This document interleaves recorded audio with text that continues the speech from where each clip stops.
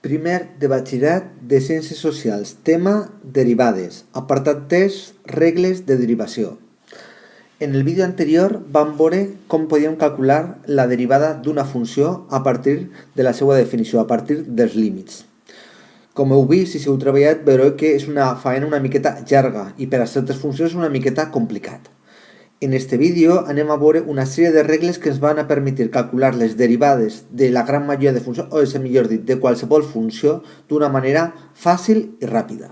Únicament ens faltarà donar el que anomenem regla de la cadena, que ho veurem al proper vídeo. Comencem. Punt 3. Regles de derivació. Mireu, en la següent nota comentem el que hem dit a la introducció, que el càlcul de derivades és prou complicat aplicant la definició de límit i sobretot és molt llarg, i com una sèrie de regles que anem a donar a continuació ens permetiran fer el càlcul de les funcions derivades d'una manera fàcil i ràpida. Mireu, nota diu, com hem vist, calcular la derivada d'una funció pot ser una mica llarg de fer, però hi ha una sèrie de regles que ens permeten calcular la derivada d'una funció d'una forma molt més ràpida i fàcil. Mireu, a totes les regles que anem a donar, que les teniu aquí en negreta, les teniu que saber i vos les teniu que aprendre totes, ¿vale? Ja que si no, no ho podreu fer. Podeu pensar que és una miqueta llarg i que és molta feina, però en el fons és molt curteta i amb la pràctica diària al final ixen immediatament. Però sí que és fonamental, i aquí si no vos podem ajudar, és que si no vos apreneu vosaltres les fórmules no podem fer res. Per tant, la feina ara a fer és aprendre-se totes aquestes formuletes que tenim de negre, d'acord? Mireu, la primera regla que tenim, que és la que anomenem derivada d'una constant. Quan la funció f de x és una constant, és un número, la derivada d'aquesta funció sempre serà 0. Per tant, la derivada d'una constant és 0. Mireu que això és molt lògic, ja que si penseu que una constant, una funció constant és una, si ho representarem, ¿vale? Una funció constant és aixina, i com recordeu que vam dir que la derivada el que mesura és el canvi, aquesta funció no canvia mai, com no canvia mai, la seva derivada evidentment té que ser 0. Bueno, això com a recordatori de la definició de derivada, ¿vale? Bueno, una vegada que sabem la derivada de la funció constant, anem a veure quina és la derivada de x, ¿vale? Si f de x és igual a x, la seva derivada, i aquí no ho escric, no sé per què, la derivada de x és 1. La derivada de x sempre és 1, d'acord?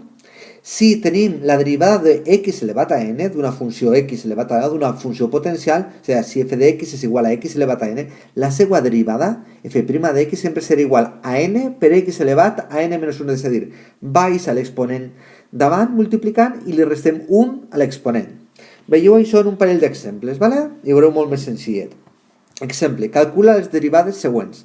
A, f de x igual a x elevat al cub. Com això és una funció exponencial, potencial com la que tenim aquí, x elevat a n, f' de x serà el 3 baixarà 3 per x elevat a 3 menys 1, és a dir, igual a 3 per x elevat al quadrat. Això, el que porta a pràctica ja ho farà directament, passarà del pas del mig, d'acord? f' de x serà igual a 3 per x al quadrat. Bé, veiem un segon cas una miqueta més complicat. f de x igual a 1 partit per x al quadrat. A simple vista, això no sembla que siga una derivada d'una funció potencial, però bé, si vos fixeu, x elevat a 2 lo puc expressar com x elevat a menys 2, i en aquest cas ja torna a tenir una funció potencial. Per tant, la seva derivada, f' de x serà igual a menys 2, perquè baixa, per x elevat a menys 2 menys 1, és a dir, que serà menys 2 per x elevat a menys 3, que això arreglat donarà menys 2 per x elevat a 3. Arreglar les funcions, les derivades, és obligatori, d'acord? Per tant, sempre que se puga l'arreglarem fins que sapiguem, ¿vale? Al començament costa, però una miqueta de pràctica és rapidet, d'acord? Un últim exemple de funcions d'aquestes que hem vist fins ara. f de x igual a l'arrel de x. També tornem a dir, això no és una funció potencial. No, però sí. Per què?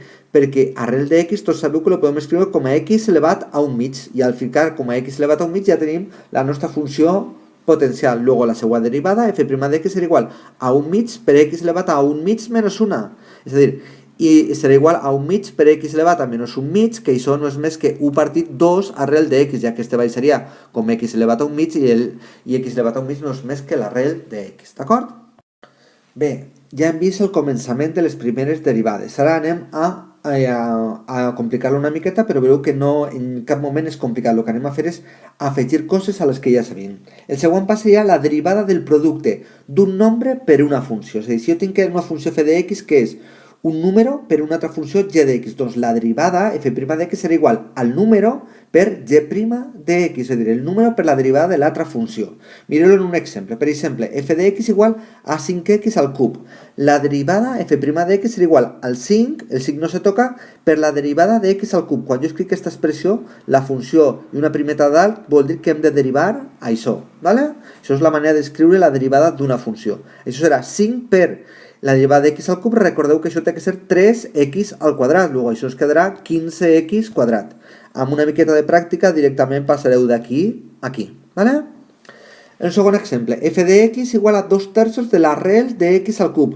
Doncs bé, la primera que haurem de fer abans de poder derivar és arreglar això, ja que jo no sé derivar una arrel, però sí una potencial. Això no són més que 2/3 per x elevat a 3 mitjos, ¿vale? Recordeu que això, el quadrat és un mig. Luego la derivada d'això serà 2/3 per la derivada d'aquesta funció, 2/3 per x elevat a 3 mitjos, prima, ¿vale? La derivada d'això. Que això que seran 2/3 per la derivada d'això que són 3 mitjos per x elevat a 3 mitjos menys 1, és a dir, 6/600 per x elevat a 1 mig, és a dir, arrel de x, d'acord? Bueno, ja tenim un cas més. Anem a veure ara un parell més. Molt importants, ¿vale? Totes en fons no són importants i les tenim que saber totes. Derivada de la suma de funcions. Quan jo tinc una funció f de x que és suma d'altres dos, és a dir, g de x més h de x, la seva derivada, f' de x, no és més que la derivada de la primera més la derivada de la segona. En un exemple molt simple, f de x igual a x quadrat més 5. La derivada f' de x serà la derivada de x quadrat més la derivada de 5. La derivada de x quadrat són 2x, ja que baixa este y se queda elevat a un 2x. Y la derivada de 5, que és un número, serà 0. Luego això dona 2x, d'acord? Una miqueta també, les coneixem, funcions trigonomètriques, doncs les aprenem i són molt simples. Si f de x és igual al sinus de x, la seva derivada, f' de x, serà igual a el cosinus de x. La derivada del sinus és el cosinus. Si f de x és igual al cosino, la seva derivada, f' de x, serà igual a menys el sinus. La derivada del cosinus és menys el sinus, ¿vale? Veieu que són molt semblants. I per últim, si f de x és igual a la tangent de x, la derivada de la tangent serà 1 partit cosinus quadrat de x, o bé també el podem expressar com 1 més tangent al quadrat de x. Podeu utilitzar per la derivada de la tangent qualsevol d'aquestes dues expressions. 1 partit cosinus quadrat de x o 1 més tangent quadrat de x, d'acord? Bueno, bé, sembla que és una miqueta llarg, n'hi ha unes quantes, però ja estem acabant, d'acord? Ja hem vist la derivada de les funcions exponencials, de la suma, del producte d'un número per una funció, doncs ara anem a veure quina és la derivada de la funció exponencial. Fixeu-vos que estem fent totes aquelles funcions que nosaltres hem donat normalment al llarg d'aquest curs. Aquesta és la més fàcil de totes. La derivada de la funció e elevat a x, f' de x és ella mateixa, torna a ser e elevat a x, ¿vale? I la derivada d'una funció exponencial a elevada a x, f' de elevada a x serà igual a elevat a x per el logaritme neperià de la base. A elevat a x per el logaritme neperià de a. ¿Vale? Bueno, si hem fet l'exponencial, sempre hem de fer la següent inversa, que és la funció logarítmica. La derivada de la funció logarítmica serà la següent. Si f de x és igual al logaritme neperià de x, la seva derivada, f' de x, serà 1 partit per x. I si f de x és igual al logaritme en base a de x, la seva derivada, f' de x, és igual 1 partit per x per 1 partit el logaritme neperià de a. ¿Vale? No és complicat, el que sí que teniu que aprendre-vos són totes les fórmules, i això sí que en això no vos puc ajudar jo, és una tasca vostra. Quan abans vos sapigueu totes les fórmules, a vegades podrem fer-lo tot, ¿vale? Veiem un exemple de tot el que hem donat fins ara. Mireu, f de x igual a 5 per e elevat a x. Bueno, la seva derivada serà 5 per la derivada de e elevat a x, per e elevat a x prima. Però la derivada de elevat a x, recordeu que és elevat a x, luego això serà 5e elevat a x. Un segon exemple, f de x igual a 5 logaritme en base 2 de x. F' de x serà igual a 5 per la derivada del logaritme en base 2 de x, que serà 5 per 1 partit per x i per 1 partit el logaritme neperià de 2. Això arregleu una miqueta i ens quedarà 5 logaritme neperià de 2 per 1 partit per x. Ara ja estem pràcticament al final. Es queden només dos exemples de funcions derivades, ¿vale? Possiblement les més complicades de totes, ¿vale? però ja són les últimes. Derivada del producte de dues funcions. Si tenim una funció f de x que és producte d'altres dos, és a dir, g de x per a de x, la derivada f' de x serà la derivada del primer per el segon sense derivar, més el primer sense derivar per la derivada del segon. I anàlogament també tenim la derivada del quocient de dues funcions, d'acord? En aquest cas tenim que la nostra funció f de x és g de x partit per a de x. En aquest cas, la derivada f' de x serà la derivada del primer per el segon sense derivar menys el primer sense derivar per la derivada del segon i tot partit per el segon elevat al quadrat. Bé, per a finalitzar el nostre vídeo anem a veure un exemple d'això. I en això acabarem. La tasca vostra és aprendre-vos totes les formuletes que hem donat. Són unes quantes, quan abans comenceu, abans acabareu. I mireu, aquesta, f de x igual a x quadrat més 5 partit per el sinus de x. Això, evidentment, és la derivada d'un quocient. Una funció g de x partit per una funció h de x. Per tant, f' de x serà la derivada del primer, lo col·loquem aquí, prima, sense derivar, ja la farem, per el segon sense derivar, menys el primer sense derivar per la derivada del segon, per la derivada del sinus de x, i tot partit per el segon elevat al quadrat. Ara anem a arreglar-lo ja.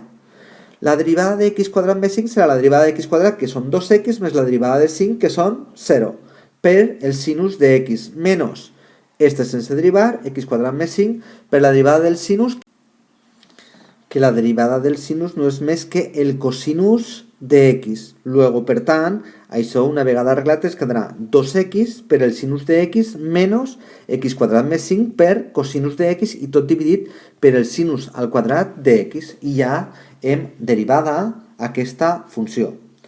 Però si això ho intentareu fer aplicant límits, veureu que això és algo més que difícil, complicat i quasi impossible de fer. Per tant, us aconselle que a partir d'avui dediqueu hores a aprendre-vos les fórmules i a practicar. Fins aviat.